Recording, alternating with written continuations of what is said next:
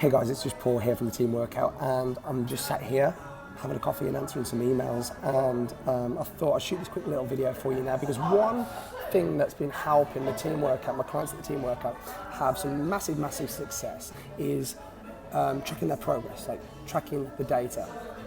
Now one way that we can track the data is stepping on the scales, but oftentimes people tend to have a really bad relationship with the scales.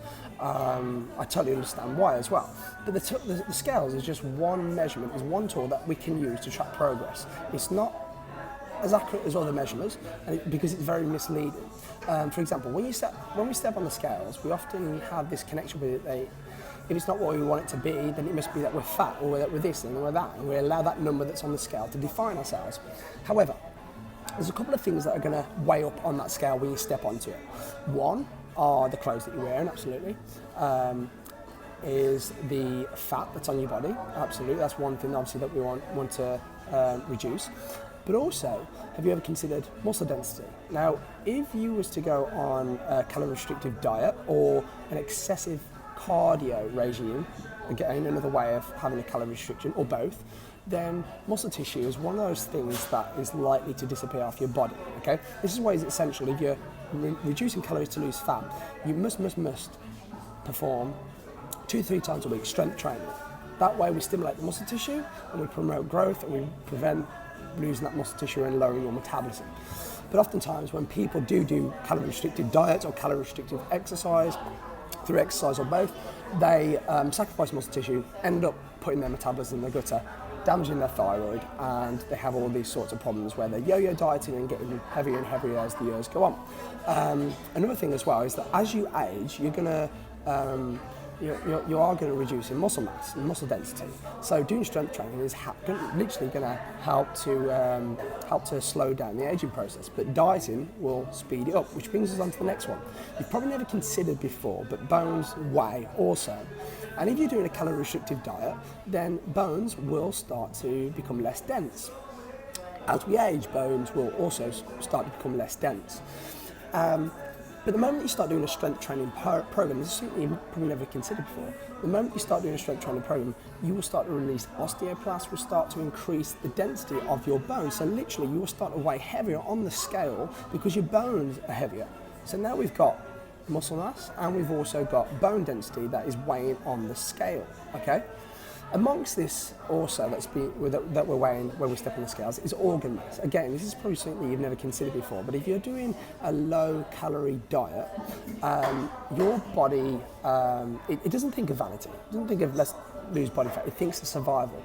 What starts to happen is we've already seen that muscle tissue starts to disappear, but one thing that also happens is that organ mass starts to get lighter. Your heart starts to get thinner, your stomach starts to get thinner, your intestines, your kidney, organs start to get thinner. They start to weigh less. Now this is not a good thing. We don't want this. This is certainly going to speed up the aging process, and it's certainly not a lot of dieters' intention when they go on a diet or when they're trying to lose weight through exercise and means of calorie restriction.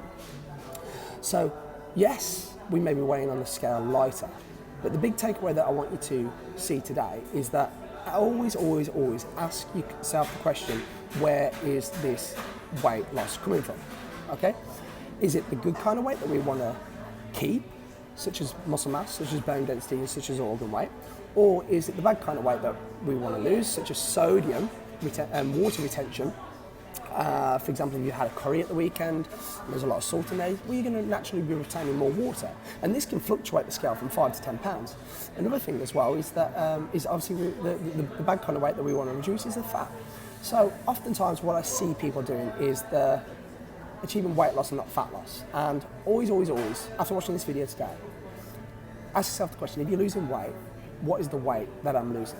And one final thing that I want to finish on is that the scale is only one tool that you can use to track your progress. There's other measurements, such as your photos, such as your mirror, such as your clothes, such as your measurements. And one great way that we do down at the Team Workout is we take your body fat measurements, and we also take your muscle quality as well. So we can literally see how dense your muscle tissue is coming.